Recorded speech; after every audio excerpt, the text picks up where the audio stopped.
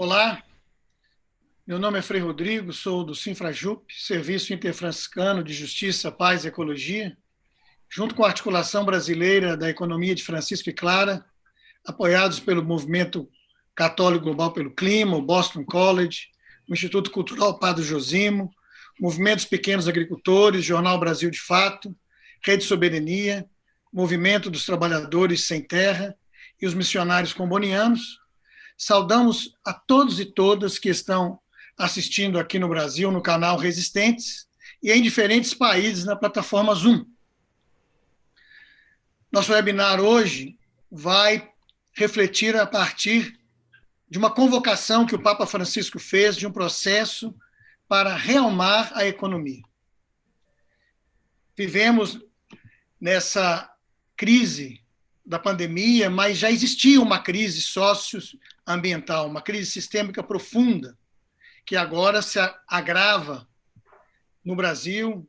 Estamos aí com mais de 1 milhão de contaminados e mais de 50 mil falecidos. Inspirados em São Francisco e Santa Clara de Assis, nós somos chamados a desmontar as estruturas de dominação e exploração através de um processo de descolonização, que se sustenta principalmente em dois eixos, que é o do racismo e do patriarcado. E como Francisco e Clara, conceber a vida de maneira diferente, na certeza de que o ser humano não pode viver sem ser parte de uma comunidade, à margem da natureza. Eles nos convidam a assumir a vida e a natureza como lugar sagrado, onde convivemos interligados. Francisco e Clara, eles optaram por serem menores diante da sociedade de seu tempo. Hoje seria dizer dar protagonismo àqueles atores que sempre permaneceram subordinados no nosso mundo contemporâneo. Os indígenas, os camponeses, os pobres, urbanos, mulheres, negros e negras, LGBT, evidenciando a necessária redefinição dos conceitos de cidadania, de justiça, de bens comuns. Superar o monólogo cultural no qual nós vivemos, assumindo o intercâmbio intercultural, assim como também uma visão de gênero que não seja só uma concessão instrumental. Em Francisco e Clara de Assis, temos um dos caminhos para vencer as relações, para vencer nas nossas relações o utilitarismo, a manipulação, a usurpação e a separação da natureza. Tudo isso é muito marcante na vida e na obra de nosso irmão Leonardo Boff, um dos pais da teologia da libertação. Boff dispensa apresentações, além daquela de seu compromisso francisclariano com a justiça, paz e integridade da criação. E eu passo para a nossa irmã, nossa amiga e companheira de lutas aí de Brumadinho, diante do crime da empresa Vale, a Marina. Marina. Louvado seja o irmão Sol e a irmã Lua.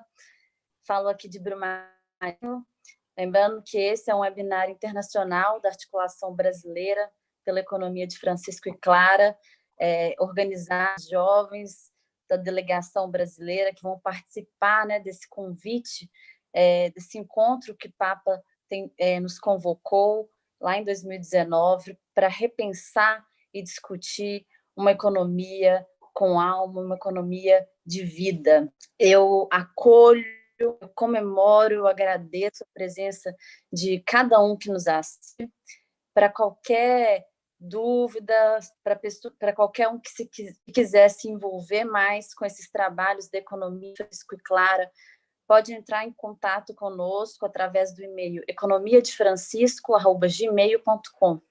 Meu nome é Marina Oliveira, eu faço parte da delegação, vou participar também do encontro. Eu sou de Brumadinho, atingida pelo crime da Vale, e a economia de Francisco, ela deixou de ser uma opção porque nós vivemos todos os dias os impactos e as consequências de uma economia predatória que colocou o lucro acima da vida. A gente vem tentando encontrar novas alternativas, possibilidades, encontrar as potencialidades dos nossos povos, tentar resgatar toda a ancestralidade, todos os saberes que fomos perdendo ao longo do tempo, né? Então, queria agradecer mais uma vez todos que estão nos assistindo. Esse webinar internacional está sendo traduzido em 3 idiomas, são pessoas de vários países, de várias partes do mundo que nos assistem. E fazer um agradecimento muito especial a toda a equipe de apoio que está fazendo esse encontro ser possível, nas pessoas do Igor Basto, do Movimento Católico Global pelo Clima, e dos nossos tradutores, Adriana, Rosângela, Marco, Henrique, que estão auxiliando nesse processo. É claro que a gente também, e aí eu saldo de maneira muito carinhosa, nosso Leonardo Boff, que, para além de ser, né, um escritor, um teólogo de peso brilhante, eu me sinto muito honrada de falar um pouco dele aqui, através da experiência que eu tive quando eu o conheci. Ele veio a Brumadinho no início desse ano para participar da primeira Romaria pela Ecologia Integral, quando completou um ano da Vale aqui. E nesse período eu estava me preparando para fazer uma experiência de conscientização e sensibilização de povos indígenas na Amazônia, que estão travando batalhas aí contra a mineração que está se expandindo na Amazônia, né? Leonardo Boff, ele me presenteou com um livro que ele escreveu, que se chama O Casamento entre o Céu e a Terra, em 2014.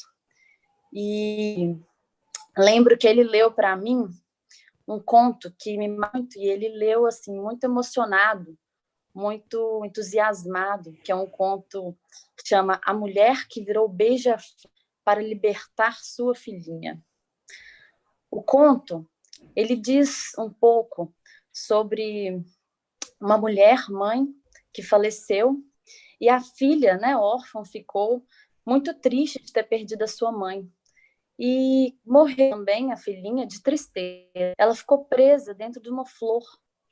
E a mãe virou, que era uma borboleta, que estava sugando, né, o néctar em várias flores para tentar conseguir força para os céus, ela escutou o choro da filhinha que estava presa dentro dessa flor. Leonardo foi me contando esse conto, muito emocionado, falando que sempre chorava quando lia esse conto. E eu conto essa história porque isso apresenta um pouco, né, Leonardo é um escritor, é um teólogo que consegue conectar as realidades com os territórios, com a academia, com uma reflexão profunda do que vivemos, com muita habilidade, com muita sensibilidade.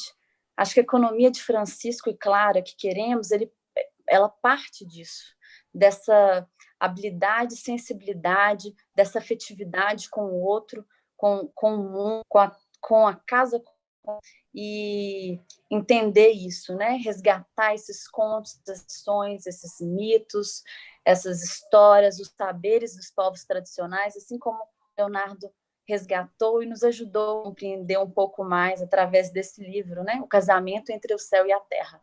A economia de Francisco e Clara é isso. É o casamento entre o céu e a terra, é nós nos conectarmos de maneira mais profunda possível e caminharmos, né, para um mundo possível, para um mundo real, alcançável e que já acontece através de inúmeras experiências positivas dentro do nosso Brasil, aqui e agora. Eu passo a palavra para ela, que também é uma jovem que faz parte da delegação que vai representar o Brasil e que vai conduzir esse momento místico inicial do nosso encontro. Muito obrigada.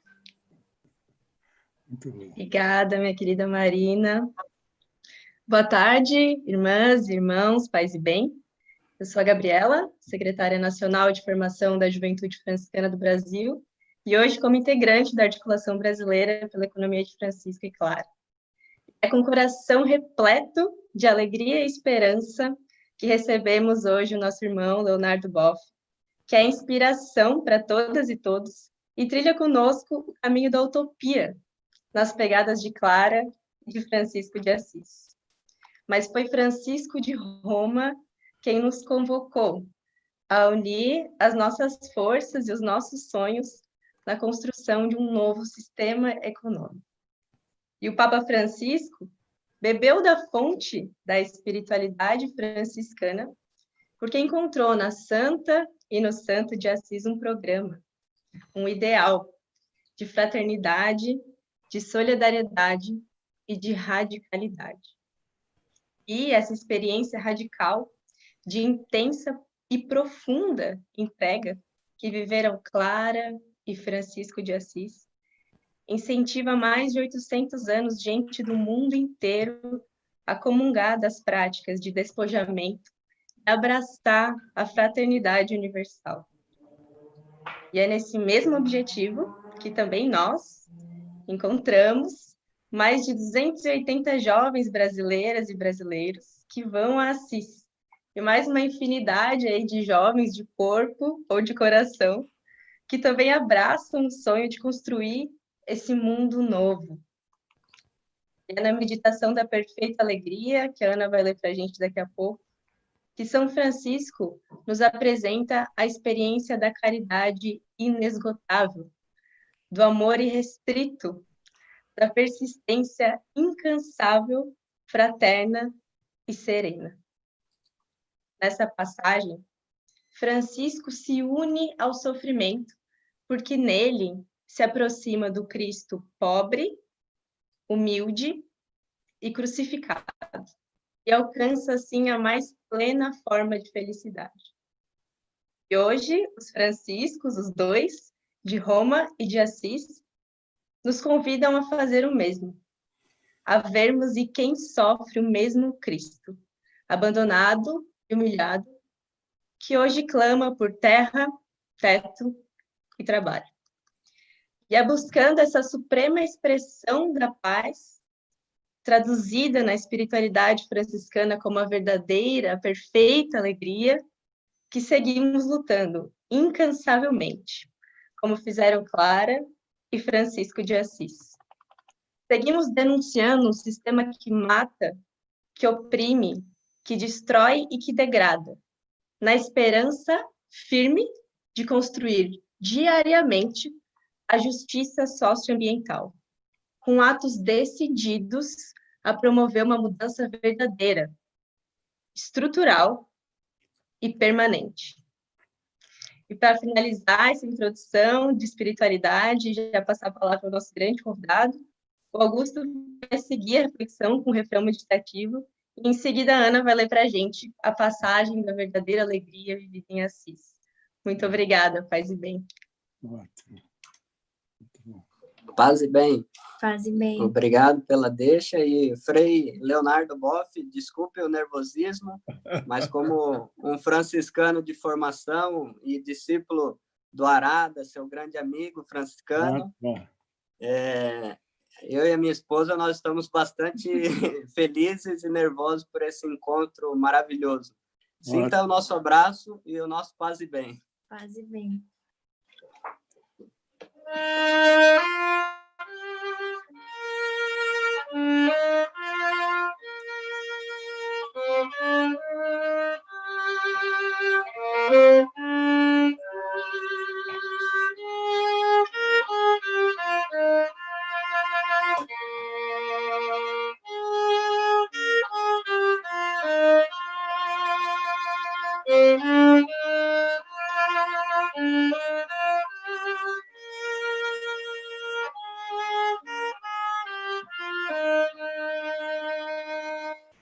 Abre os olhos e contempla a bondade, a beleza que em cada criatura Deus criou com tanto amor. O Francisco alegremente canta e louva o teu Senhor. Com Francisco e a irmã Clara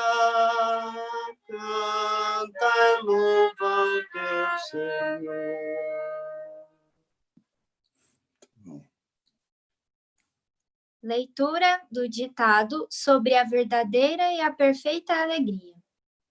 O mesmo Frei Leonardo contou na mesma ocasião que um dia o bem-aventurado Francisco, em Santa Maria dos Anjos, chamou Frei Leão e disse: Frei Leão, escreve.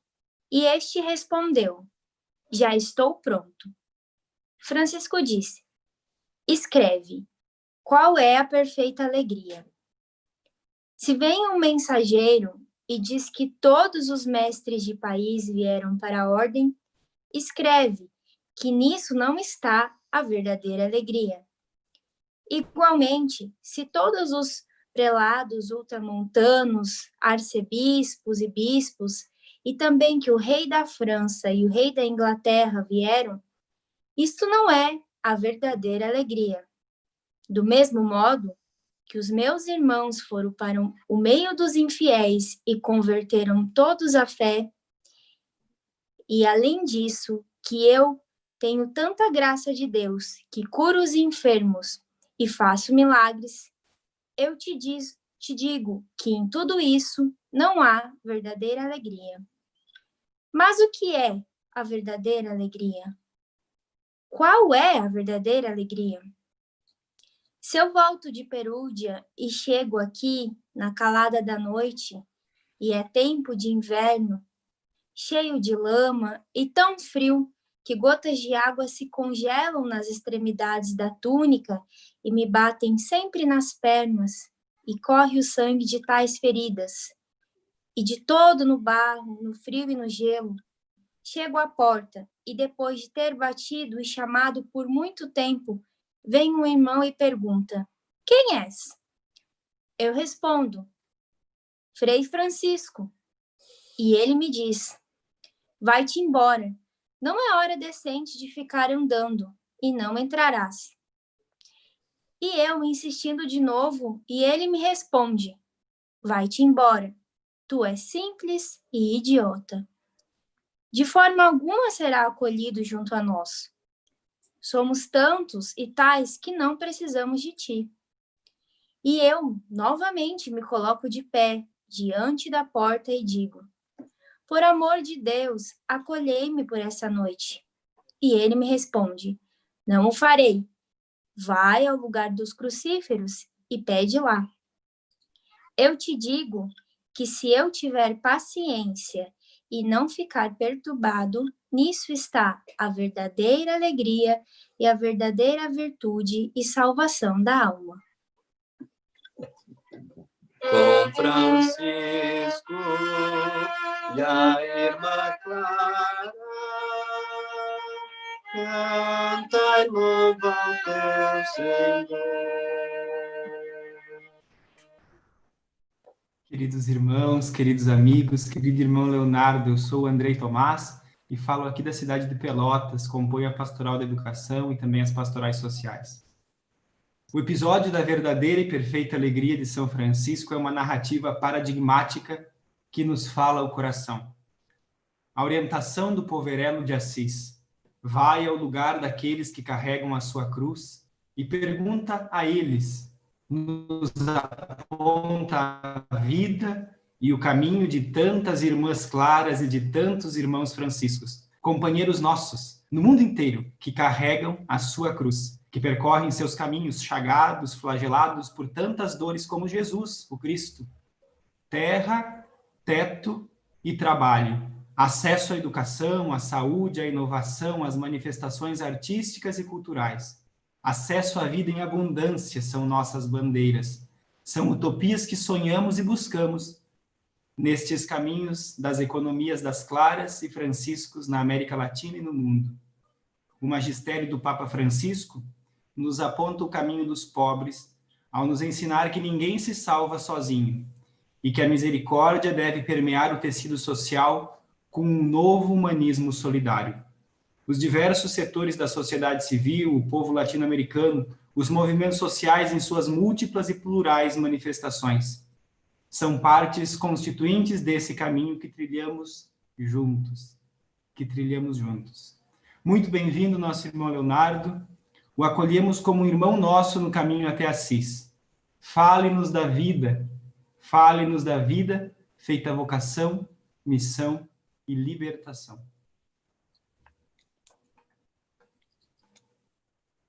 É contigo, Leonardo.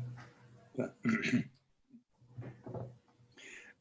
Nadeia, parece minha voz. Caros irmãos e irmãs, paz e bem a todos vocês. Eu estou feliz de vocês estarem aí de tantos lugares, com tantos testemunhos, especialmente aquilo que o Rodrigo abriu. Quero agradecer muito a Mariana na generosidade de suas palavras. É uma menina extremamente excepcional, que largou todos os estudos dela para acompanhar, junto com a colega dela, Marcelo, o bispo, e desmontar toda aquela argumentação falsa da Vale, dedicando corpo e alma a serviço dos humildes, dos pobres. Quero agradecer também a Gabriela, que falou muito bem, o violinista Augusto e a menina que leu. Como é que é o nome da menina que leu? Ana. E o Andrei. Deixa eu dizer umas palavras iniciais. Por que da relevância que o Papa dá a essa questão da economia Francisco de Clara? Ela é uma espécie de prolongação, desdobramento da encíclica cujo subtítulo é o verdadeiro título, sobre o cuidado da casa comum. Então, há uma coisa muito interessante, que os estudiosos, e Max Weber e o próprio Marx disseram, sempre que entra a moeda, entra o capitalismo. Vejam, depois da diluição do Império Romano, as moedas não funcionavam, funcionavam as trocas. E exatamente no tempo de São Francisco, que começa o mercantilismo, o pai dele é um grande mercador, começa a entrar a moeda. E aí o capitalismo. E, simultaneamente, quando surge o capitalismo, que é a acumulação, que é o individualismo, surge dialeticamente a sua oposição. Capitalismo é a mão fechada que domina e segura a moeda. E São Francisco surge com o cuidado de todas as criaturas, que é o paradigma oposto ao paradigma capitalista, que só conhece acumulação, bens materiais, explora a força de trabalho, os conhecimentos sociais, a ciência, explora fundamentalmente a natureza. E surge nessa época a resposta a esse emergente capitalismo. Veja, esse grande historiador, Arnold Toynbee, que é o maior historiador do século XX, que escreveu 10 tomos sobre as culturas mundiais, que era um grande sábio. A última entrevista que ele deu ao El País, antes de morrer, 3 dias depois, ele disse o seguinte: São Francisco é a pessoa mais notável que o Ocidente produziu. Nós devemos seguir não o pai dele, que é um mercador e que nos levou ao capitalismo. Devemos seguir Francisco de Assis, que é uma alternativa, amor à natureza e aos pobres e a igualdade entre todos. Esse homem que poderá salvar o Ocidente. Caso contrário, vamos ao encontro do pior. E aí, a última grande palavra desse grande historiador, Arnold Toynbee.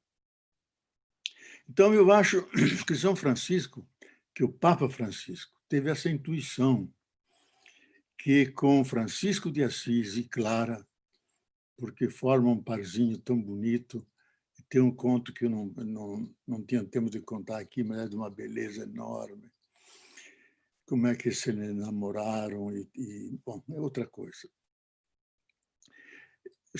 O Papa Francisco intuiu, e a encíclica dele mostra isso, que a alternativa a esse sistema, que é agônico, foi esse sistema capitalista que não respeita a natureza, devasta os ecossistemas, avança sobre as áreas verdes. Foi esse sistema que produziu a agressão da natureza e a natureza contra-atacou através desse vírus, coronavírus. Então, se nós partimos disso, que era a intuição de São Francisco, que a Terra é Mãe Terra, no seu hino, a irmã Mãe Terra, e a ONU definiu que o dia 22 de abril não é o dia da Terra, é o dia da Mãe Terra. Isso foi um voto unânime, eu estava lá, um voto unânime, que é o dia da Mãe Terra, portanto, algo vivo. E ela, durante séculos, o Papa diz, nunca ofendemos e agredimos tanto a Mãe Terra como nos últimos séculos. Agora, chegou um ponto que ela diz, basta, não aguento mais. E ela mandou os petardos dela, contra-atacou. Então, o coronavírus é uma resposta à nossa agressão. Quase nunca os analistas, eu tento seguir pelo mundo inteiro, falam da medicina necessária, da tecnologia, da vacina, de todos esses aparatos. Ninguém fala da natureza. O vírus veio da natureza. É uma reação, uma contra-reação da natureza contra nós, porque nós movemos durante séculos uma guerra contra a Terra. Agora, ela leva uma guerra contra nós. Nós não temos nenhuma chance de ganhar essa guerra, porque ela não precisa de nós. Nós precisamos dela. Nós podemos desaparecer, ela seguirá circulando ao redor do Sol por milênios, e seguirá, mas sem nós. Então, é importantíssimo o tema que o Papa coloca, uma alternativa ao sistema que o Papa, com razão, chama de antivida. E num dos textos da encíclica, diz que eles partem de uma mentira, não como o Papa fala nos seus documentos, partem de uma mentira, que os bens e serviços são infinitos e, por isso, o crescimento também pode ser infinito. Isso é uma mentira, os bens e serviços são limitados, não renováveis, e a Terra é um planeta pequeno, com pouca imunidade, que não tolera, não suporta um projeto infinito. Temos que mudar. Caso não mudarmos, vamos ao encontro do pior. Como diz esse grande pensador Bauman, temos muitos desafios, muitos problemas para os quais não temos soluções. Mas se nós não dermos as mãos e juntos buscarmos salvar a vida, se nós não fizermos isso já agora, a próxima geração vai assistir a humanidade num cortejo, rumando a sua própria sepultura. Então, São Francisco nos dá alternativa, é um paradigma novo. O cuidado não é só uma categoria, eu escrevi até 2 livros sobre isso, e o maior filósofo do século XX, Heidegger, mas já antes outros diziam isso, que quando ele pergunta no centro do livro Ser e Tempo, qual é a essência do ser humano, ele diz não é nem a inteligência, nem o espírito, nem a liberdade, nem a criatividade. A essência do ser humano e de tudo que existe é o cuidado. Porque se nossas mães não tivessem o infinito cuidado de nos cuidar, de nos alimentar, nós não saberíamos como abandonar o berço e procurar nossa alimentação, morreríamos. Então, todos nós, vocês que estão ouvindo, eu que estou aqui, somos todos filhos e filhas do cuidado, do infinito cuidado. Uns para com os outros, para com a natureza, para com todos os seres. E o que nos tem salvado não foi o lucro, não foi a competição, foi a vida, o cuidado, a solidariedade, a superação do individualismo e esse convívio agora mais amigável com a natureza e a Mãe Terra. Se nós não fizermos isso, a Terra vai mandar outros vírus, até mais letais. Eu não quero assustar ninguém, Mas vários biólogos, esses que estudam a natureza, estão dizendo: isso é só o começo, já vieram vários vírus poderosíssimos. Esse é um dos piores, porque pegou todo o planeta. Os demais eram regionais. Se nós não cuidarmos, eles vão mandar o NBO, the next big one, aquele grande, que é inatacável, que não há vacina, não há antibiótico, e que extermina a espécie humana. E diz mais, a voracidade capitalista daquele porção da humanidade, não vou dizer humanidade, essa porção da humanidade que tem voracidade, que é antivida, ela é responsável pelo desequilíbrio e para fazer da Terra vulnerável e agora poder provocá-la para nos mandar um outro inatacável que nós podemos desaparecer. E ele diz mais, por ano, esse grupo está eliminando entre 70 a 100 mil espécies de seres vivos. É uma dizimação como nos tempos pré-históricos. Entre esses, de repente, podemos ser nós. Daí a urgência, o Papa falou várias vezes, é uma emergência ecológica. Temos que salvar a terra e a vida, já agora, porque se nós não fizermos, não teremos futuro. Então, vejam que carga ele está colocando em cima do espírito franciscano, que é um espírito de amorosidade, de fraternidade universal, de não só desenvolver a inteligência intelectual, mas a inteligência emocional.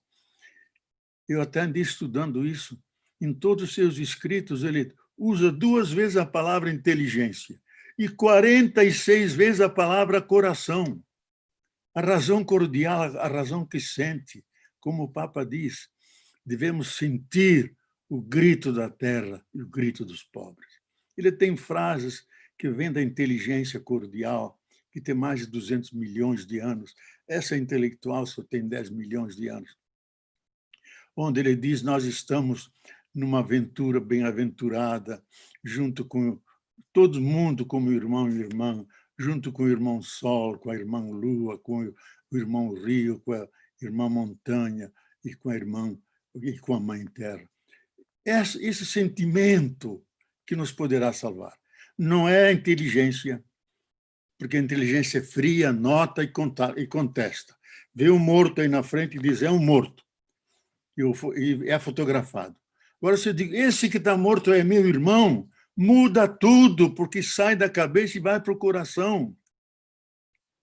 Então, nós temos que desenvolver aquilo que era de São Francisco, a profunda experiência de amorosidade, de cordialidade, a ponto de chamar todos os seres de irmãos e irmãs, tirando do caminho a minhoca que não conseguia furar e colocá-la no lado. Isabel, não, Gabriela, meus parabéns, porque na sua gaiola você deixou a janelinha aberta, porque se São Francisco estivesse aí, ia logo abrir a janelinha para libertar o passarinho. Mas você já fez isso. Então, ele vivia essa profunda fraternidade. Isso que nos falta a nós. Veja, o grande problema hoje, para mim, não é nem econômico, nem político, nem ideológico, nem religioso. O grande problema é falta de solidariedade com os nossos co-irmãos. Nós, entre humanos, solidariedade com as chagas da terra, dos animais, das florestas, ter solidariedade, sentir a dor deles, colocar-se no lugar deles, olhar para os lados e não só para frente e para cima. Se tiver alguém caído, levantá-lo. Se tiver alguém chorando, enxugar-lhe as lágrimas e dar-lhe uma palavra que o anime. Isso é a solidariedade que vivia São Francisco. Profundo amor. Então, veja que o Papa escolheu os novos, porque os velhos todos frequentaram a escola do faraó, que é a escola da dominação, do capitalismo que só pensa em acumular, só concorrência sem nenhuma cooperação, individualismo sem nenhuma solidariedade, sem nenhum sentido social. Escolheu os jovens, para que eles tenham outra cabeça, que façam uma economia que tenha como centro uma cultura biocentrada, que dê centralidade à vida, e a política e a economia a serviço da vida. Daí que vocês colocaram os famosos 3 T's, terra, teto e trabalho, que é a primeira parte do discurso que ele fez aos movimentos sociais lá em Santa Cruz de la Sierra. Segunda parte é tão importante quanto a primeira. Diz, vocês não esperem nada de cima, porque vem sempre mais do mesmo ou mais do pior. Sejam vocês os poetas, criadores do novo, uma nova democracia participativa que vem de baixo e includente, uma nova agricultura, agroecologia, familiar, com empresas onde todos participam. Sejam vocês os inauguradores do novo e põem 3 tarefas a ele. Toda a produção de vocês e os conhecimentos, primeiro para a vida e não para o mercado. Segundo, busque a justiça social, porque sem ela não há paz possível no mundo. E terceiro, cuidem da Mãe Terra, porque se nós não cuidarmos, todos os projetos não terão nenhuma significação e serão inviáveis. Veja, isso é uma planilha, é um projeto de uma nova humanidade, centrada nas coisas básicas, terra para morar e trabalhar, teto, porque não somos animais que vivem ao relento, e terra, teto e trabalho, onde nós nos autorrealizamos e conquistamos aquilo que precisamos para viver. Então, ele colocou um ideário, um fundamento para um novo tipo de habitar a casa comum, um novo tipo de economia, um novo tipo de política. E eu acho que ele deu aos franciscanos, ao espírito franciscano de Francisco Sclara, um protagonismo especial, porque nós, franciscanos, somos portadores desses sonhos. Agora, temos que traduzir esses sonhos não só numa espiritualidade, que quase sempre fizemos, mas numa mediação política, prática, organizacional, na produção agroecológica, na forma de tratar as florestas, as águas, viver esse encantamento com a natureza, profunda fraternidade. E nós temos um dado científico. São Francisco intuiu que nós somos irmãos e irmãs. Mas vejam, quando em 1953, 2 grandes cientistas norte-americanos, Drake e Dawson, descodificaram o código genético, descobriram o que alguns acham que é a maior descoberta da ciência. Descobriram que todos os seres vivos, a começar da bactéria originária, que surgiu há 3,8 bilhões de anos, passando pelas grandes florestas, pelos dinossauros, pelos colibris, pelos cavalos, chegando a nós, todos nós temos o mesmo alfabeto biológico, os 20 aminoácidos e as 4 bases fosfatadas. Dizendo numa linguagem mais pedestre, nós temos 20 tipos de tijolinhos e 4 tipos de cimento, que nós podemos combinar diferentemente, daí nasce a biodiversidade com esses tijolinhos, vários cimentos. Por isso, a Carta da Terra de São Francisco e a encíclica diz há um laço de profunda fraternidade entre todos nós.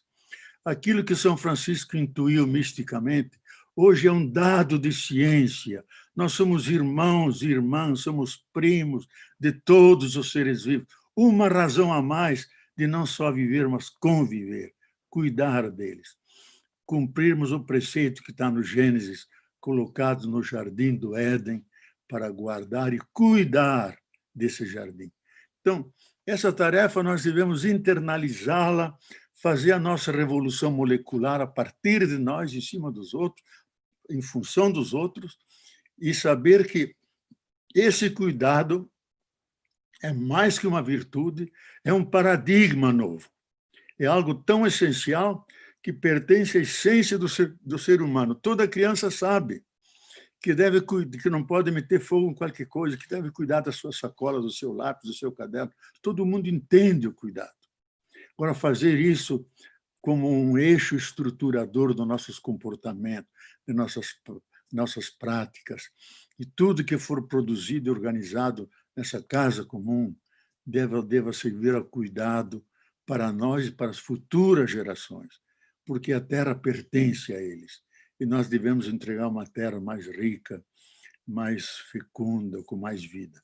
Então, eu acho, para terminar, que São Francisco teve duas grandes paixões. Pela paixão pelo Cristo crucificado, e ele via esse crucificado nos crucificados da história, então a paixão por Cristo, e a paixão pelos pobres, especialmente pelos mais pobres, que eram os ancenianos, onde ele foi morar. Ele fez uma revolução, trocou de lugar social, da classe dominante, a classe rica, como Clara também era de uma classe riquíssima da Toscana, e Francisco, da mesma forma, da classe burguesa, o pai dele é um grande comerciante. Com ele foi ao sul da França, até Flandres foi São Francisco, acompanhando o pai. Então, que esse paradigma que nasceu lá, que é o capitalismo, ele encontrou já na origem a sua oposição, que é o cuidado, e a paixão pelos invisíveis e pelos últimos, paixão por Cristo, paixão pelos pobres, pelos invisíveis, e ele comia no mesmo prato com eles, os tocava. O texto de Tirano diz que os beijava e saía de braço com eles pregando o evangelho. Então, isso para nós é uma lição. Começar lá de baixo, quando se diz menores, significa colocarmos, porque tem os maiores e os menores. Menor é quem está lá embaixo, último, que não pretende poder, nem título, nem honra, nem nada, está lá embaixo para estar junto com os últimos e ajudá-los a andar juntos. E isso acho que nós devemos viver como opção de vida. Mas me deixem comentar, se vocês me permitem, uma palavrinha só, sobre o relato da verdadeira alegria. Eu andei estudando muito isso, até escrevi, e estudando em Jung, que eu estudei muito isso. Eu acho que o relato traduzido para nós hoje é o relato da verdadeira liberdade. Verdadeira liberdade. Porque a alegria de ser, como diz o texto, de ser batido com o bastão de nó em nó, e ser enxutado e jogado na neve. É difícil ser alegre. Mas nós podemos ser livres. Jung e toda a tradição psicanalítica diz que nós temos a dimensão de sombra, temos a dimensão de luz, de bondade, de sinceridade, de fraternidade, mas temos a dimensão de sombra, de pequenez, de ódio, mil coisas que agora se tornou governo nesse país. Se nós aceitarmos humildemente todos os nossos defeitos, as nossas humilhações, aquilo que fizerem contra nós, e nós não respondermos com maldade nem com rancor, integrarmos a dimensão de sombra, isso Jung e Freud diz, isso é a essência da liberdade humana. O maior dom da vida da gente é ter liberdade interior. Pode acontecer mil coisas, o mar pode ser encapelado, mas lá no fundo ele é tranquilo. Então, São Francisco viveu essa liberdade interior, sofreu todas aquelas violências, mas não perdeu o equilíbrio, não perdeu a capacidade de integrar toda essa dimensão obscura, violenta, sombria da vida e manter sua integridade. Então, esse é um desafio para nós, buscar essa liberdade que é o nosso maior dom, a nossa profundidade. Digo aqui de um sul-africano, no meio daquela repressão toda, um amigo meu que estava com ele no táxi disse, como é que você pode cantar vendo essa violência toda aí que você faz? Digo, vocês brancos não entendem, porque a nossa alegria está dentro, por isso nós cantamos e somos livres. Podem nos escravizar quanto queiros, mas dentro nós somos livres. Essa liberdade viveu São Francisco, devemos vivê-la nós, sermos capazes de integrar toda a nossa dimensão de sombra como parte da nossa existência, com jovialidade, com alegria, suportando tudo, e sairemos muito mais humanizados, sabendo integrar a sombra dos outros, convivendo com elas. E aí sim, será uma nova civilização biocentrada, centrada na vida, uma civilização da alegre vida e celebração da vida. Muito obrigado, gente. Bom, vamos às perguntas, né? Bom, boa tarde. Eu me chamo Lilian, eu falo aqui de Florianópolis. Eu sou economista e eu vou começar essa série de 4 perguntas. Vai começar por mim, em seguida o Ivan, a Bárbara e o Lucas. Antes de começar, gostaria de agradecer muito essa fala tão necessária e tão inspiradora para nós, principalmente para nós que estamos tentando criar algo novo a partir da economia de Francisco e Clara. Bom, no que se refere à primeira pergunta, primeiro, antes de fazer efetivamente a pergunta, eu vou falar um pouco sobre nós, os jovens da economia de Francisco. Nós somos um grupo bastante heterogêneo, temos desde economistas, representantes de movimentos sociais, de iniciativas de cunho social e solidário, e temos jovens de todos os cantos do Brasil. Alguns são ligados à Igreja Católica, outros fazem parte de outras religiões e outros de nenhuma. O que nos une aqui é um projeto comum, é a vontade de atender o chamado do Papa, por construir uma nova economia. Uma economia que proteja a biodiversidade, que garanta a soberania alimentar, a demarcação de terras indígenas, a reforma agrária, que dê o devido apoio ao desenvolvimento das comunidades, e principalmente a busca pela construção de uma nova narrativa, de um novo paradigma, baseado na cooperação. Então, uma economia de Francisco. Nessa busca por um novo paradigma, é uma busca muito parecida com a que o Francisco buscou. Ele mesmo se coloca como um espírito que confraterniza e sente de compaixão e respeito diante de cada representante da comunidade cósmica e planetária. No seu livro, Saber Cuidar, você escreve que o ser humano precisa refazer sua experiência espiritual de fusão orgânica com a Terra, a fim de recuperar suas raízes e experimentar sua própria identidade radical. Ele precisa ressuscitar também a memória política do feminino para que a dimensão da anima entre na elaboração de políticas com mais equidade entre os sexos e com maior capacidade de integração. Então, a partir disso, vem a pergunta: como que nós, jovens da economia de Francisco, podemos construir para essa recuperação das raízes do ser humano e a retomada da dimensão feminina na praxis política e econômica, construir algo que supere o paradigma de dominação que exige resistência e luta dos dominados para criar cooperação e solidariedade entre os povos e com os recursos naturais? Quais seriam esses caminhos de esperança? Olha, Lilian, eu acho que essa resposta ela exige de todos nós o sentido de processo, porque o sistema ele é mundializado, ele tem perversidade de pegar nossos valores, nossas alternativas, transformá-los em forma de ganho para eles. Então, eu acho que nós temos que partir de 4 pontos que eu acho fundamentais. Dar-nos conta que somos vulneráveis, que podemos ser vítimas de vírus, se estamos sãos, podemos ficar doentes, aceitar a condição humana. Segundo, que nós todos estamos interretroligados, somos todos relacionados. Somos um nó de relações. Por isso, devemos sempre estar juntos, nada de individualismo. Terceiro, ter o sentido da solidariedade. Solidariedade, já os bioantropólogos disseram, foi aquela atitude que permitia que o ser humano desse o salto da animalidade para a humanidade, que quando iam buscar os alimentos, ninguém comia lá sozinho. Trazia para o grupo, comiam juntos, solidariamente. Então, aquilo que foi verdadeiro ontem tem que ser verdadeiro hoje. O que mais falta hoje é solidariedade, é individualismo. E terceiro, que é também da essência humana, o cuidado. Então, temos que começar por aí, mas por baixo, debaixo, porque dentro do sistema podemos lançar cunhas. Sempre podemos lançar cunhas, não podemos nos resignar, pelo menos resistir, fazer crítica. E, por outro lado, a gente tem que garantir o leite das crianças, temos que trabalhar dentro de uma fábrica, de um sistema, mas, por outro lado, tem uma cabeça diferente. encontrar um grupo de conversa onde um reforça o outro, isso é muito importante, porque sozinho a gente se sente fraco. Então, realizar um grupo de conversa é muito importante.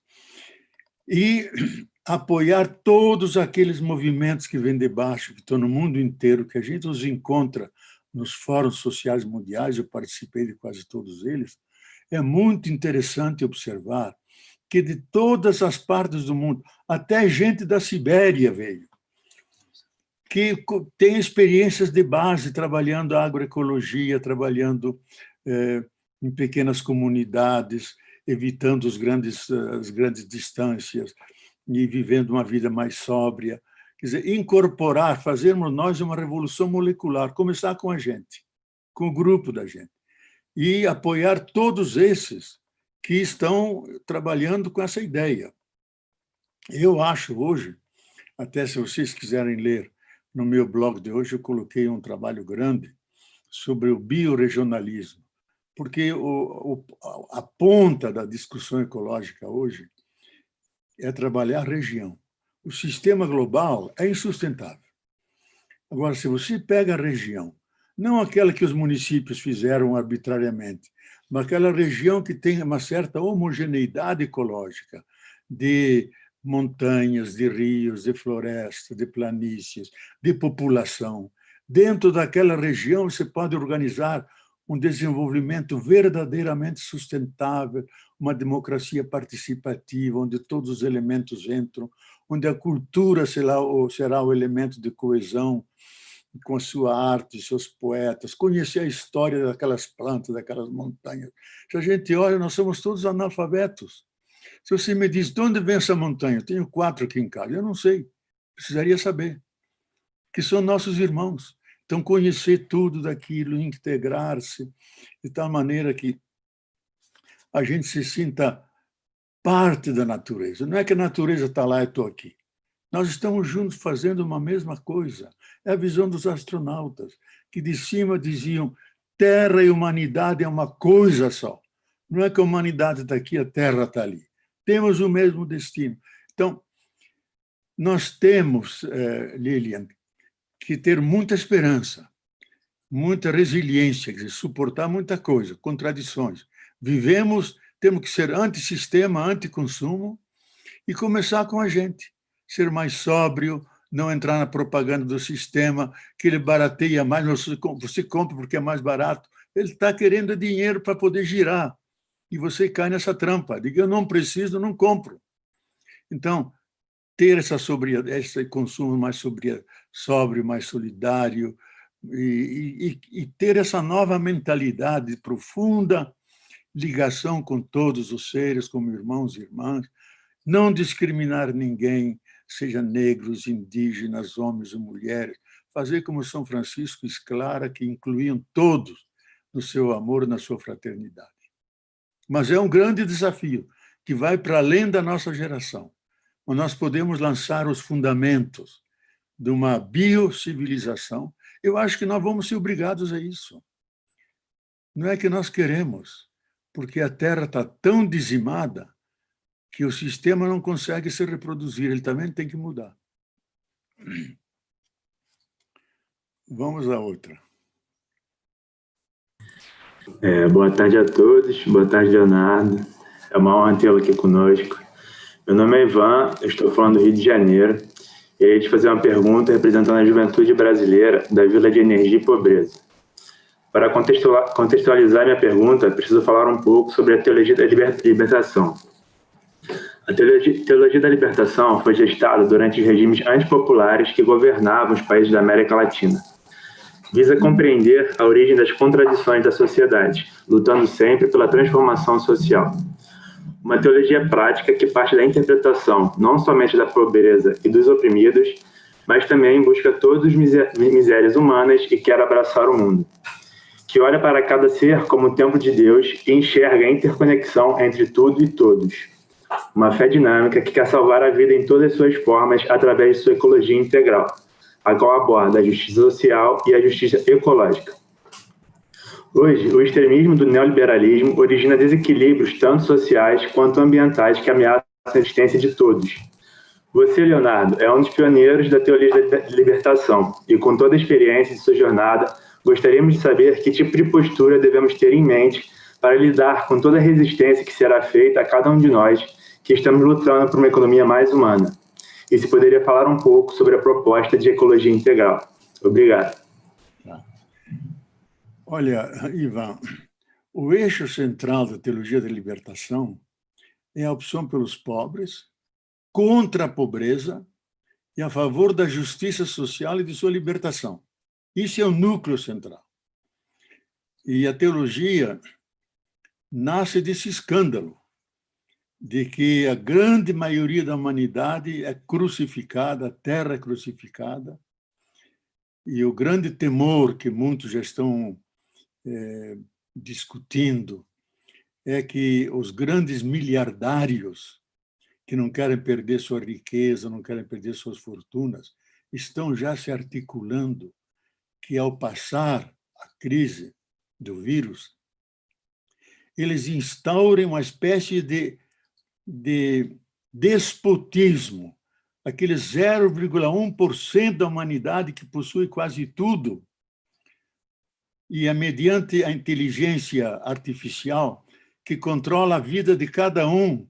A nossa aqui está sendo gravada, que sabem até o desodorante que eu uso, sabem tudo, controlam tudo, que eles vão submeter a humanidade a uma profunda dominação. Lógico, onde há poder, surge o antipoder. Haverá rebeliões, etc., mas eles também não têm futuro, porque a Terra não aguenta aqui o projeto deles. Então, eu acho que nós devemos manter esse sonho de libertação, porque onde há oprimidos, nós sempre temos razões evangélicas, a seguimento de Jesus, razões humanitárias de lutar pela libertação deles, associar-se à luta deles.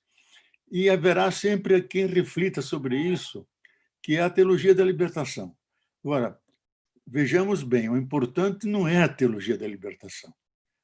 O importante é a libertação, porque a libertação é um bem do reino de Deus. Se alguém reflete sobre isso ou não reflete, é importante, mas não é decisivo. O importante é que a humanidade dê um passo rumo a mais vida, a mais liberdade, não seja vítima de um sistema anti-vida que sacrifica a natureza, sacrifica seres humanos, a grande maioria de seres humanos.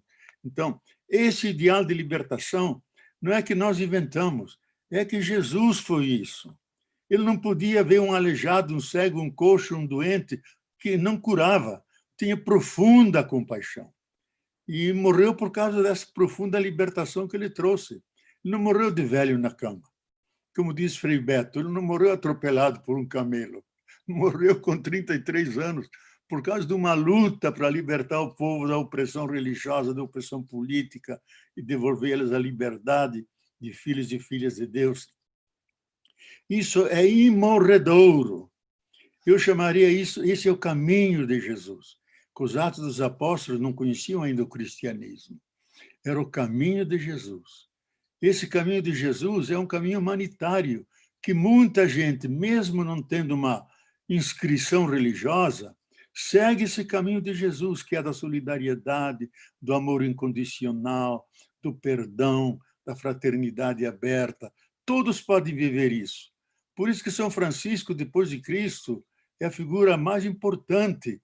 Eu diria que é a figura que orgulha a humanidade, ter produzido essa pessoa. O meu livro sobre São Francisco, que vocês não conhecem, não leem, que sou Dom Paulo e o Frei Beto disse que é o melhor livro que eu li, que eu escrevi, Francisco de Assis, Ternura e Vigor. Eu mesmo relendo agora para me preparar, fiquei admirado. Como é que eu sabia essas coisas todas, meu Deus do céu?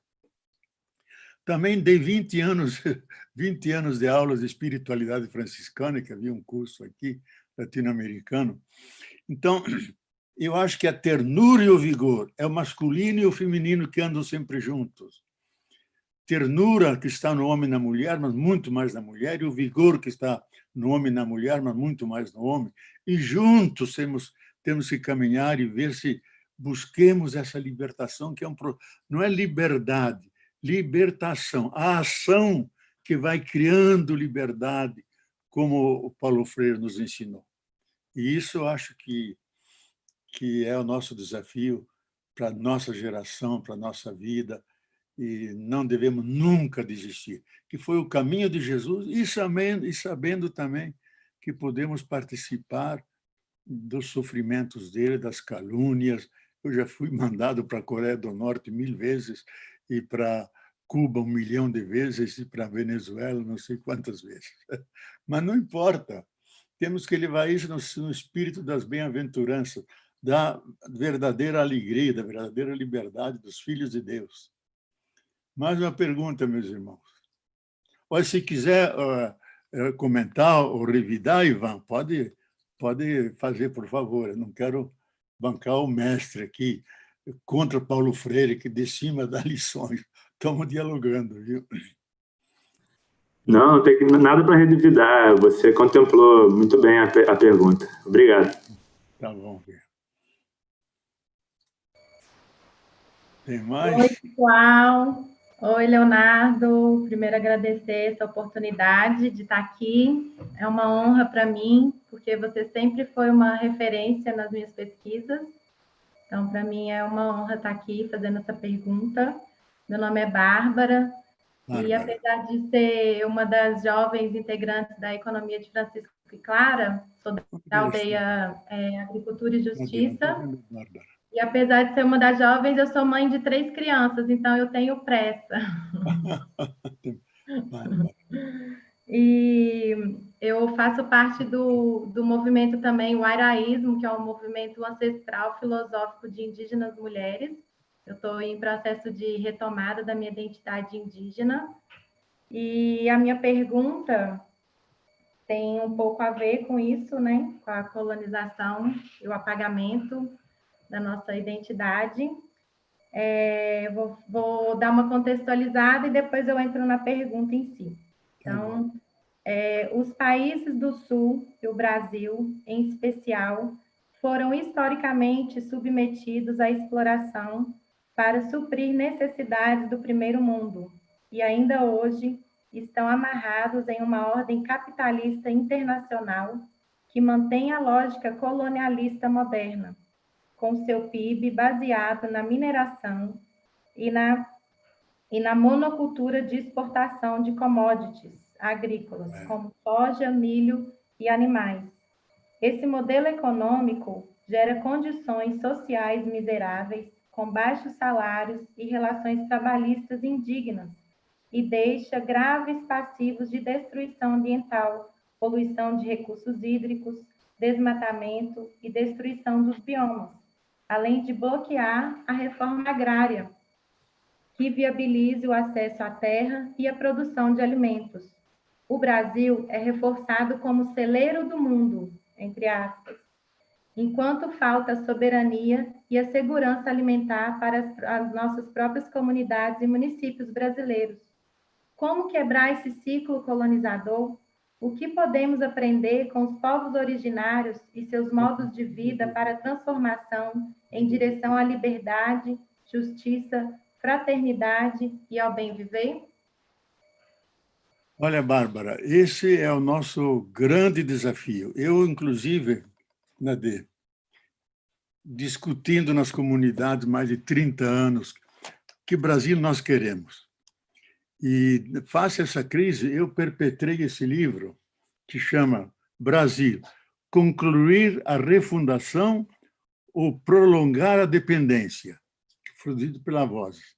É uma tentativa de fazer outra narrativa do Brasil, que, partindo da nossa riqueza ecológica, cultural, populacional, podemos lançar objetivamente bases para um tipo de um novo ensaio de país que, por causa da grandeza dele, de suas riquezas ecológicas, a abundância de água, a sua localização geopolítica, ele é decisivo para a humanidade.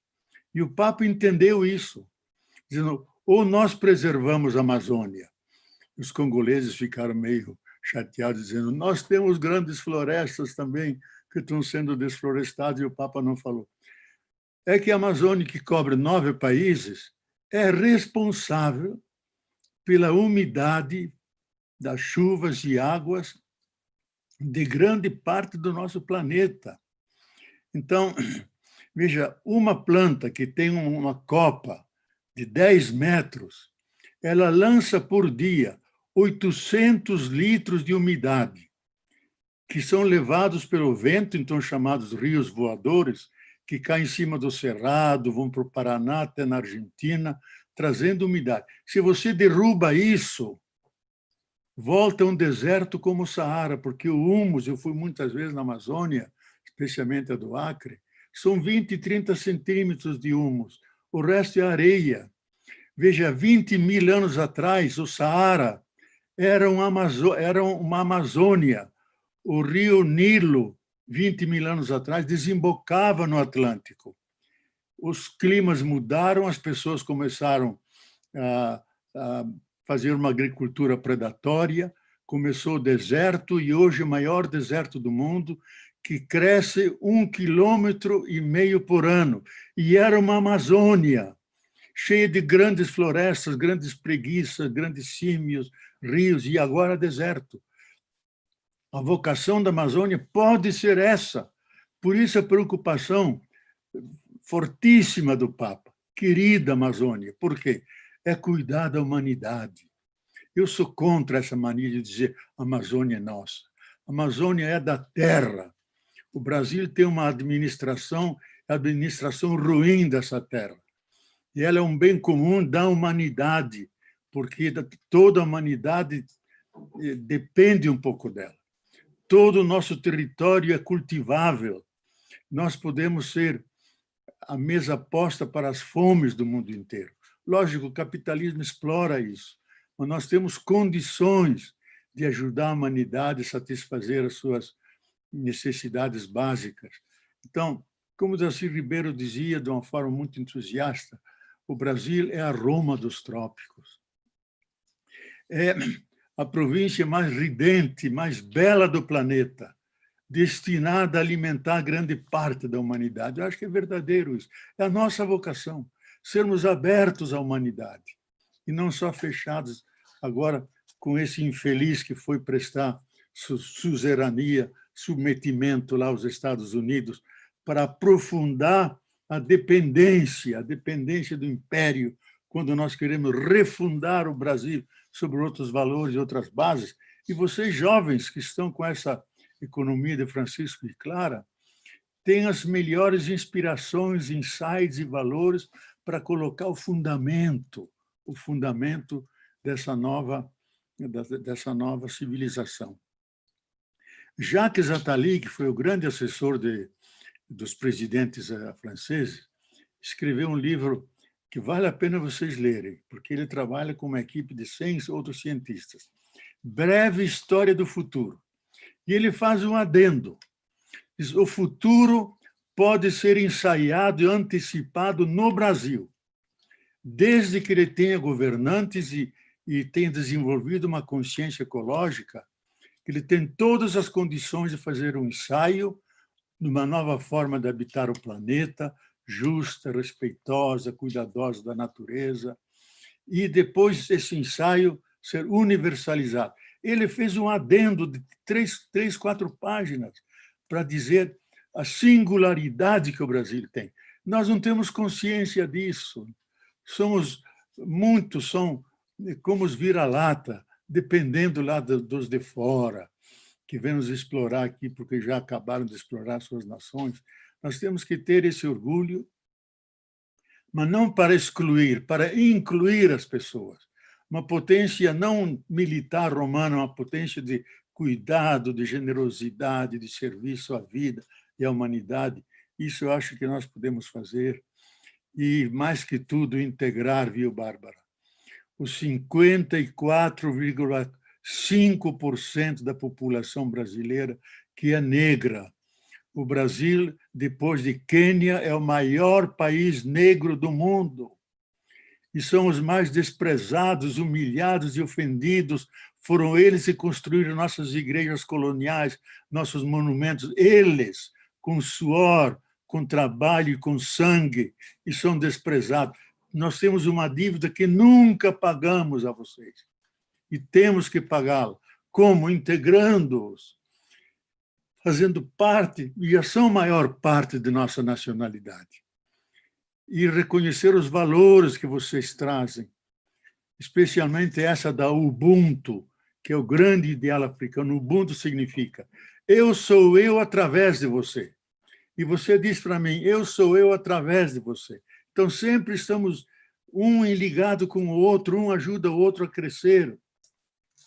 É a grande tradição. E vocês, por natureza, é um povo religioso e místico, cheio de energias positivas, de orixás que nos acompanham, e são mais que entidades, são energias poderosas, que só podemos dar-lhe o verdadeiro nome, e entender essas energias dando-lhe nomes, porque são energias poderosas que estão dentro de nós e na natureza.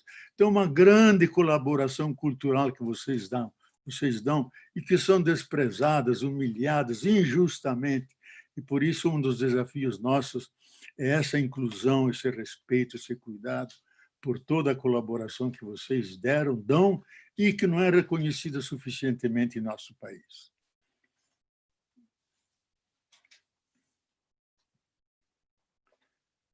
Mais alguma pergunta? Era isso? Não, Lucas, usted. Ah, tá.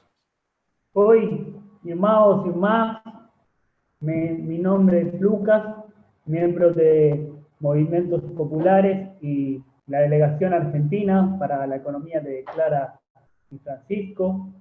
Eu quería agradecer a vocês por el convite, disculpas por el portuñol. Y Leonardo, eu queria perguntar o que você sugere desde nuestro trabajo en la economía de Clara y Francisco para fortalecer la unidad de los pueblos latinoamericanos, especialmente ahora que nuestros gobiernos de todo el continente no están alineados. Mira, yo voy a contestarte en español, Lucas, porque somos hermanos. Tú en Argentina y nosotros en Brasil ya nos llamamos hermanos. Yo creo que todo, y eso ya fue constatado por otros historiadores, toda la historia latinoamericana es muy marcada por los misioneros franciscanos. Primero, los 12 apóstoles en México, y no hay que olvidar que las misiones fueron creadas, en primer lugar, lo que hoy es sur de Estados Unidos, después llevaron ahí en Paraguay y la parte de Brasil, fueron misiones primeramente franciscanas, después pasaron a jesuitas. Entonces hay un substrato de cultura franciscana en todas las expresiones latinoamericanas. Y es un santo que es muy amado, muy querido por el pueblo, porque se siente identificados a ese pobrecito, el poverello, también somos nosotros pobres como él. Entonces yo creo que uno de esos valores de San Francisco, que es la profunda hermandad, fraternidad, hay que entendernos como hermanos efectivamente, no solamente con Argentina cuando jugamos fútbol, sino con todos los latinoamericanos como hermanos de la misma cultura, de la misma raíz de base. Y ustedes que tienen, Argentina menos, pero los demás, los andinos, México, América Central, esas grandes culturas, altas culturas con sabedorías ancestrales, yo aprecio demasiadamente la cultura azteca, inca, de Guatemala. Tenemos mucho que aprender de ellos. Entonces, hay que estrechar lazos. Tenemos que superar ese genocida que nos está dominando, que está volviendo las espaldas a América Latina. envolviendo solo al norte de Estados Unidos. Tenemos que liberarnos de él porque hay que defender el pueblo y no puede ser un genocida. Tenemos que alejarlo. Y ese es un punto de honor de nuestro pueblo. Entonces, yo creo que esos tiempos pasarán y yo creo que más y más, como encuentros como ese, van a estrechar los lazos, intercambiar estudiantes, visitas, hacer verdaderamente el gran ideal de la gran patria de Bolívar, que nos formamos una gran unidad cultural, rica, diversa, y podemos aportar mucho al proceso de planetización. Muchas gracias, Lucas. Muito obrigado. Muito obrigado. E agora estou vendo a Marina aqui, que me havia escapado. Boa tarde, Frei, Leonardo Boff, quem fala é Paulo, eu sou do canal Resistentes. Aqui as pessoas, inclusive, estão lhe agradecendo por ter respondido em espanhol, em respeito, as pessoas ficaram muito contentes, dizendo que dessa maneira você se transforma num irmão, né, latino também, no atendendo, né, aos argentinos. Eu gostaria de deixar duas perguntas aqui, uma que foi feita pelo chat, temos mais de 1000 pessoas simultaneamente nos assistindo nesse momento à transmissão, e eu vou trazer então aqui uma pergunta que foi feita no chat, e também temos aqui pessoas nos assistindo, né, internamente com tradução simultânea, e também surgiu uma boa pergunta das pessoas que estão aqui nos assistindo na tradução simultânea. Então, as perguntas que eu selecionei aqui, tem o Divanil de Sampaio, ele pergunta: o que o senhor indicaria para que todos se tornem fiscais, cuidadores de toda a terra? E na mesma linha, um pouquinho mais à frente, o Sanches Pedro, ele pergunta: como imagina a igreja na era pós-Papa Francisco? Como nos preparar para esse período? Agradeço pela sua presença aqui no canal Resistentes. A palavra é sua. Ô, Paulo, eu acho que a primeira pergunta é a gente começar com a gente mesmo, sabe? Fazer aquilo que dizem a revolução molecular. Não do peito para frente, mas das costas para frente, nos envolvendo nas mudanças. E não se cansar de falar sobre esses assuntos, criar círculos de conversação, até ser meio eco-chato, sabe? Mas não é eco-chato no sentido de quadrado, mas dizer a importância de a gente ter um modo de viver que defenda a vida, mas não só a nossa vida, de todos os seres. Eu vejo, às vezes, quando estou lá no banho, as formiguinhas andando. Eu digo que a vida que está nas formigas está em mim, não vou matar essas formigas de jeito nenhum. Tenho um trabalho louco de pegá-las num papelzinho e levá-las até para fora. Desenvolver esse carinho com todas as coisas, esse cuidado, que a vida é o maior mistério. Esse grande biólogo que criou a palavra biodiversidade, Edward Wilson, que tem um livro famoso. Se vocês puderem ler, vocês vão aprender demais. O título chama Criação. Subtítulo: Como salvar a vida no planeta. Porque ele acha que se nós continuarmos assim, não vamos salvar. E aí ele diz que... O que eu estava dizendo mesmo? Estou ficando velho mesmo. E, então, esse Edward Wilson, ele dizia... Você estava falando da revolução molecular. Da revolução molecular.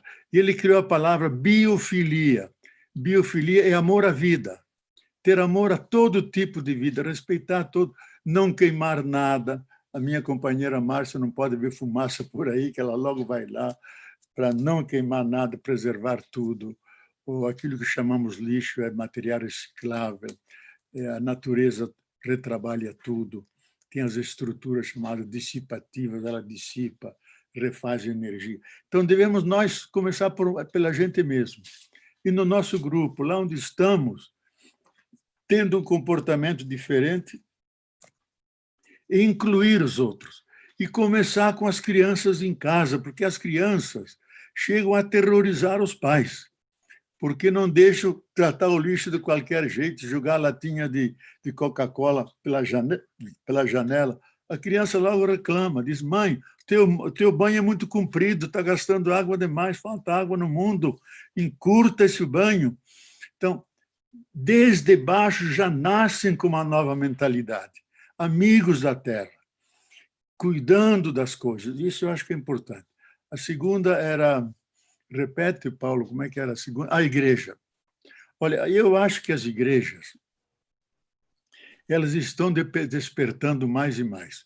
O Conselho Mundial da Igreja tem lá um grande instituto e criaram até um slogan: paz, justiça e preservação do criado. Isso já nos anos 70. E o Vaticano não quis entrar, porque achava que essa coisa de ecologia, isso é coisa de gente burguesa, isso não tem importância.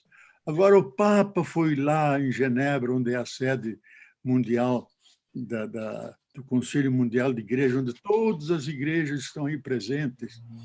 E esse Papa Francisco, então, colocou como eixo estrutural da sua missão pastoral o cuidado da terra, educar as pessoas, continuamente falar isso, chamar a atenção que estamos vivendo em situação de emergência, não podemos facilitar.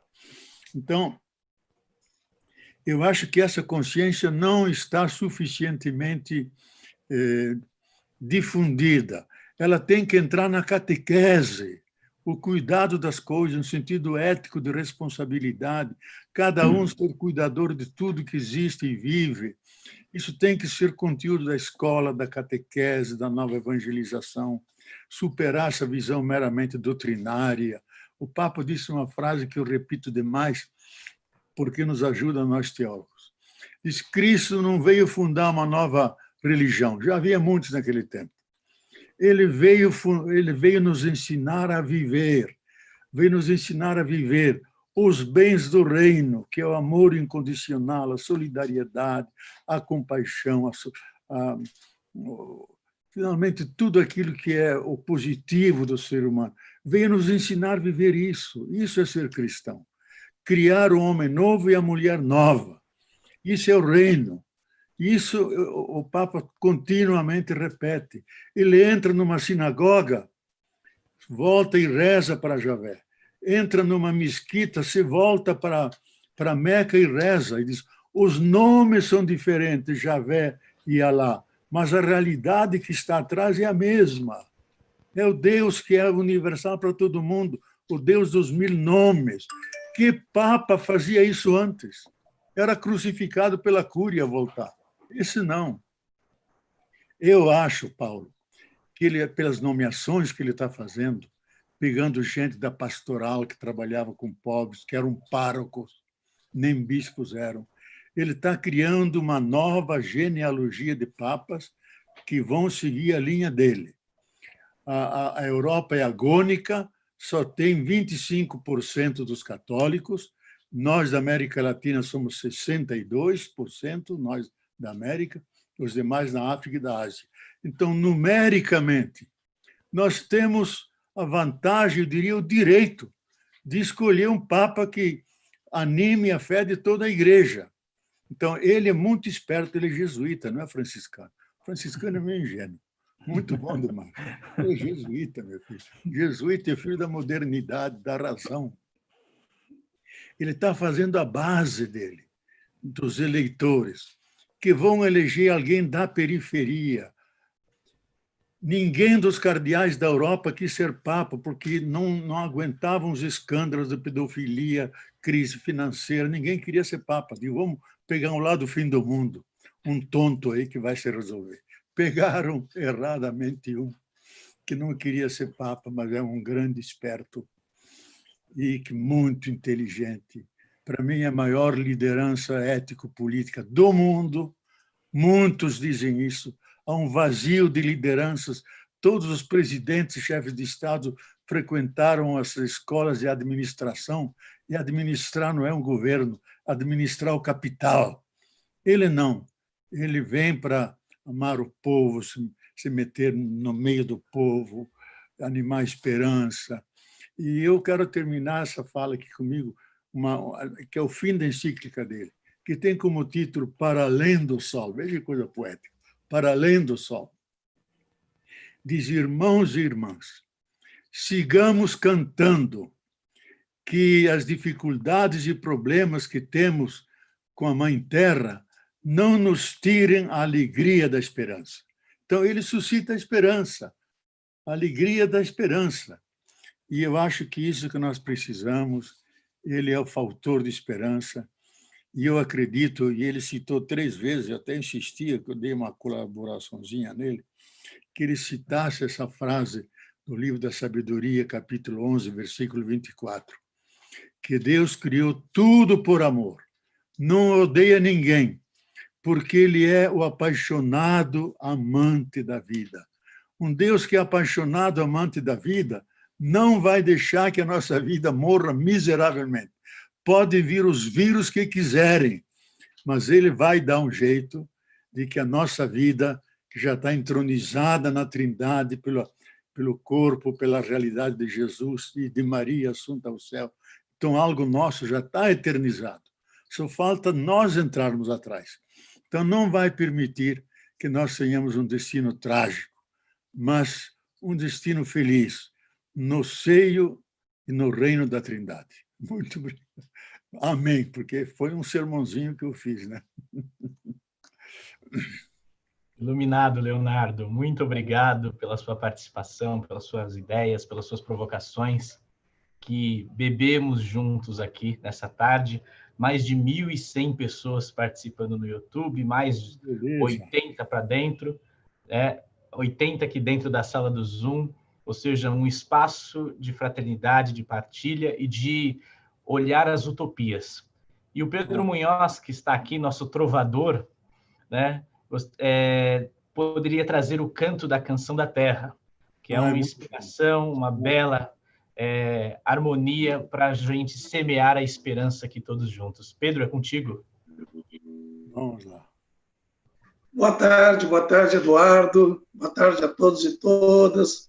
O nosso abraço fraterno, enorme ao nosso querido Leonardo Boff, que é uma referência no meu trabalho há 40 anos como trovador, né? Acredito ainda no velho caminhante, ele e seu violão, e é o que eu faço, o Eduardo conhece. E quando fui convidado para esse encontro dessa tarde, eu lembrava das primeiras leituras que eu tive do companheiro Leonardo Boff, do Ernesto Cardenal, e ontem, um pouco diante disso, fiz uma canção.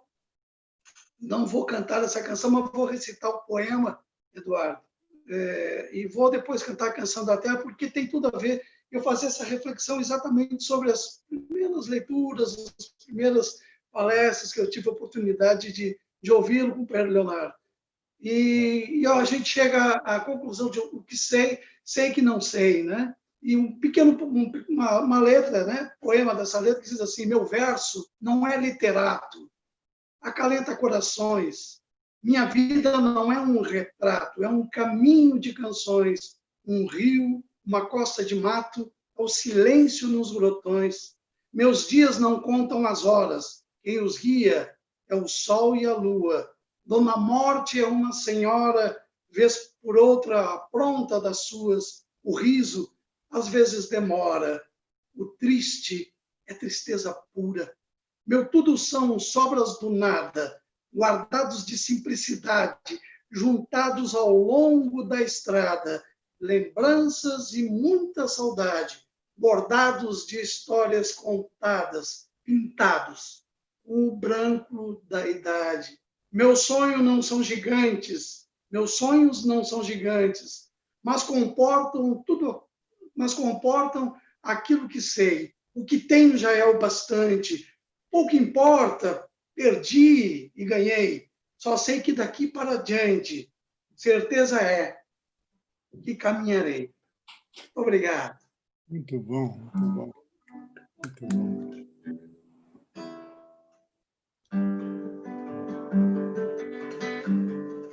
publicação que é da minha autoria, que roda por aí, a gente fica muito feliz, porque Atahualpa Yupanqui, um grande compositor, trovador, guitarreiro, dizia que quando a gente compõe alguma coisa, depois que a gente canta pela primeira vez, ela já não nos pertence mais. Sou um gaúcho que vivo no sertão do Piauí. E todas as canções que saem daqui também não nos pertencem mais. Pertence ao povo, à natureza, que nos escuta e que nós entendemos todo dia.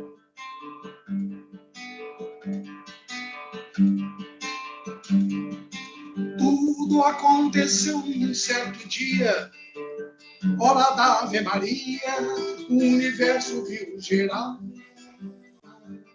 No princípio o verbo se fez fogo, nem Atlas tinha o globo, mas tinha nome o lugar. Era terra,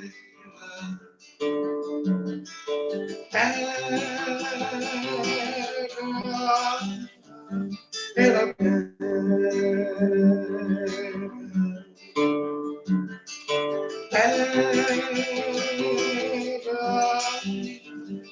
E fez o Criador a natureza, fez os campos e florestas, fez os bichos, fez o mar, fez por fim então a rebeldia que nos dá a garantia, que nos leva a lutar.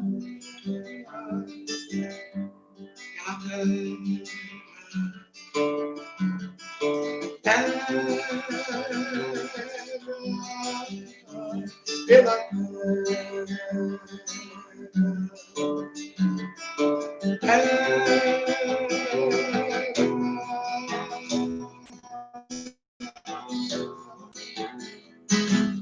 Madre Terra, nossa esperança, onde a vida dá seus frutos, o teu filho vem cantar.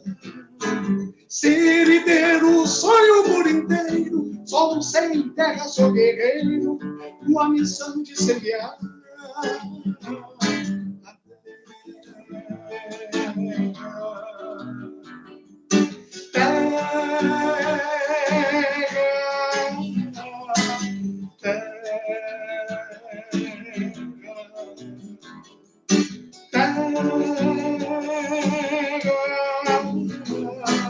Mas apesar de tudo isso, o latifúndio é feito isso que precisa acabar. Romper as cercas da ignorância que produz a intolerância, terra é de quem planta.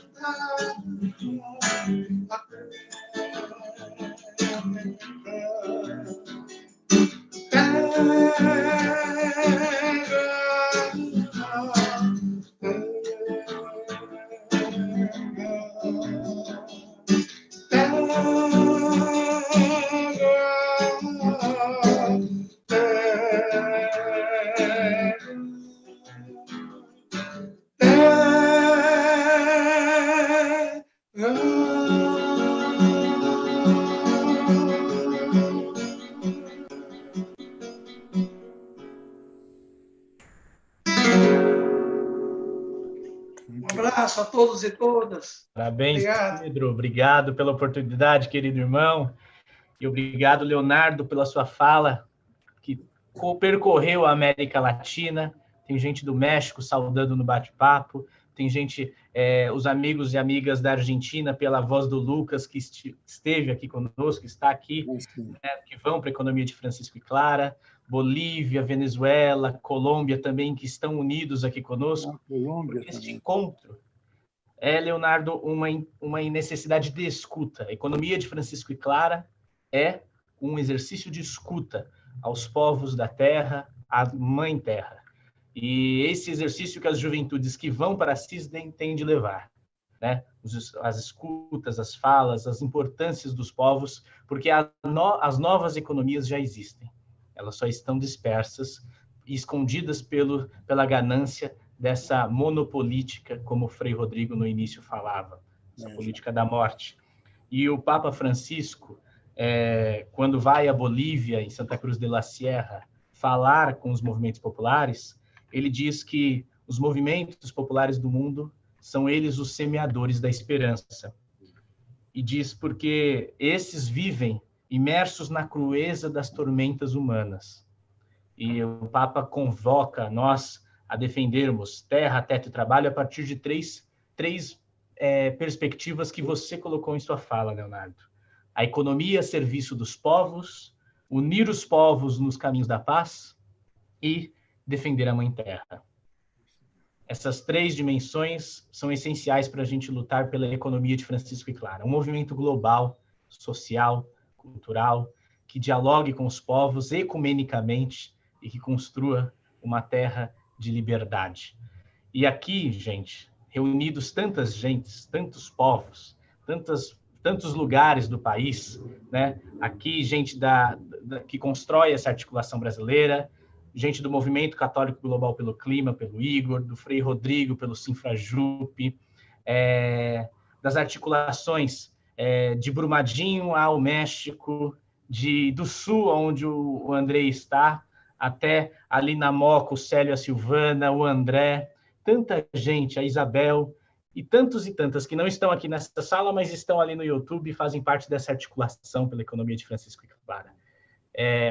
Queremos ser um espaço de escuta e um espaço de participação coletiva. Então, todas e todos que participam desse diálogo podem contribuir e construir esse caminho rumo a Assis. E pós-Assis, que sejamos um movimento cada vez mais forte nesse processo de transição do capitalismo para uma sociedade biocêntrica. É isso que a gente acredita e ouvimos em você, Leonardo, que é uma representação muito importante daquilo que se insurge na periferia do mundo, América Latina. E as tradutoras, os tradutores que nos ajudaram nas salas aqui a contribuir com esse espaço, nossa gratidão. Nossa extrema gratidão por esse espaço que construíram aqui com a gente. E os parabéns, profundos parabéns para eles.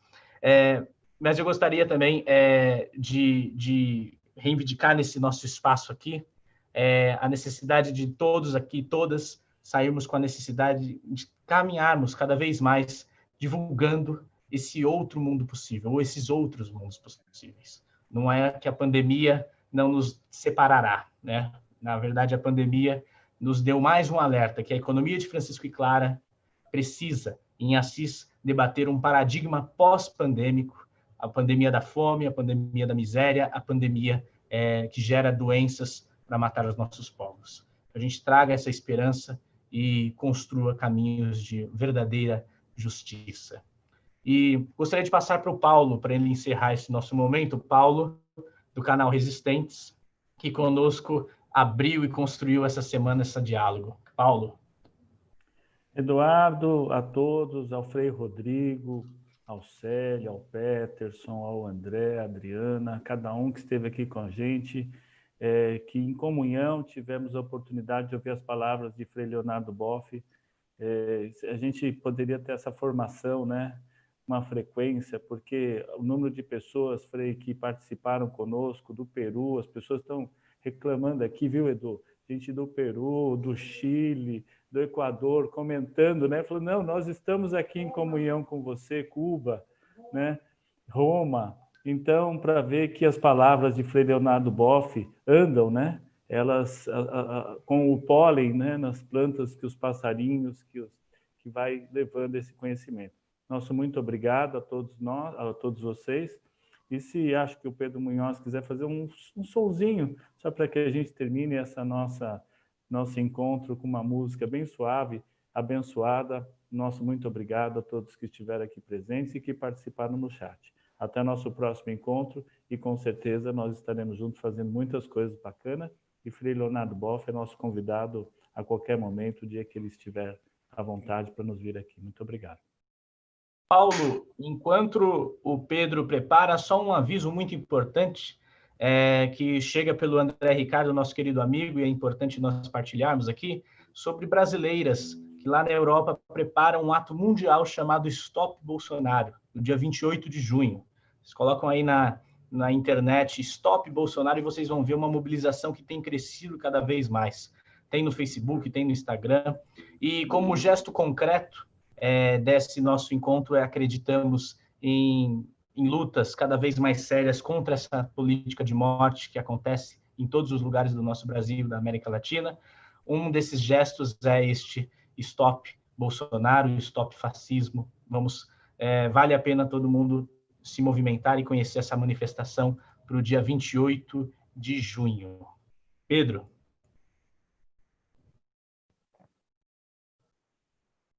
Eduardo, Andrei, o companheiro Andrei, a todos e todas que estão aí, né? O companheiro Leonardo, obrigado por mais essa lição, mais essa aula.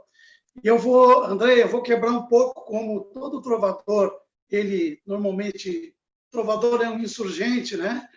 Desde lá do século X, eu vou cantar uma canção chamada Meu País é o Planeta. Estava combinado para cantar no dia, Eduardo, mas eu penso que tem tudo a ver com o que a gente escutou aqui. É uma canção que está num dos discos que eu lancei, que diz assim: desta vida caminhante, de mapas tão diferentes, em meio a tanta gente, povoados tão distantes, 7 mares navegantes, alfabetos, tantas letras, mesmo celta dos cometas, eu não sou um forasteiro, meu lugar é o mundo inteiro, meu país é o planeta.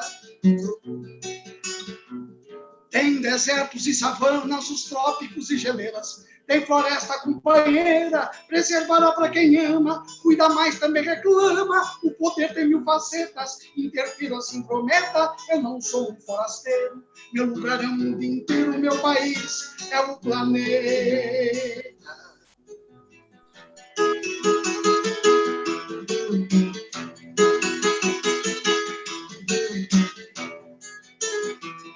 É a terra generosa que nos dá o alimento, a semente, o sustento, rubra, a beleza da rosa, quando bombas poderosas têm destino na etiqueta, pobreza explode, arrebenta, eu não sou um forasteiro, meu lugar é o mundo inteiro, meu país é o planeta.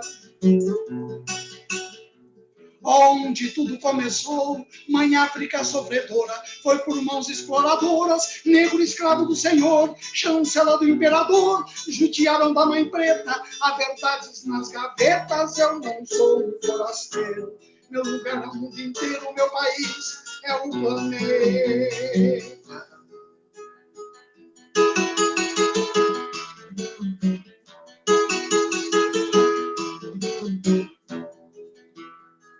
Sou a criança afegã,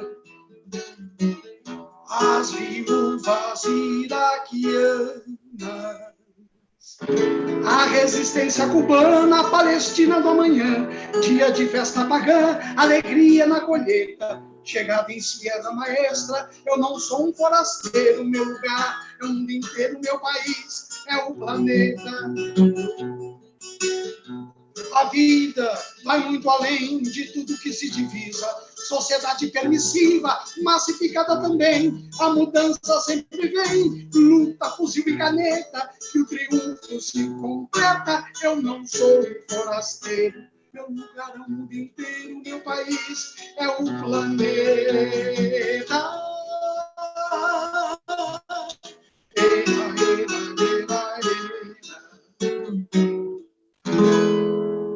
Obrigado. Tchau, gente.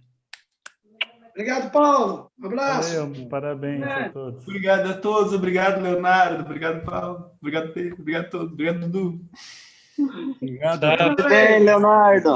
Muito prazer.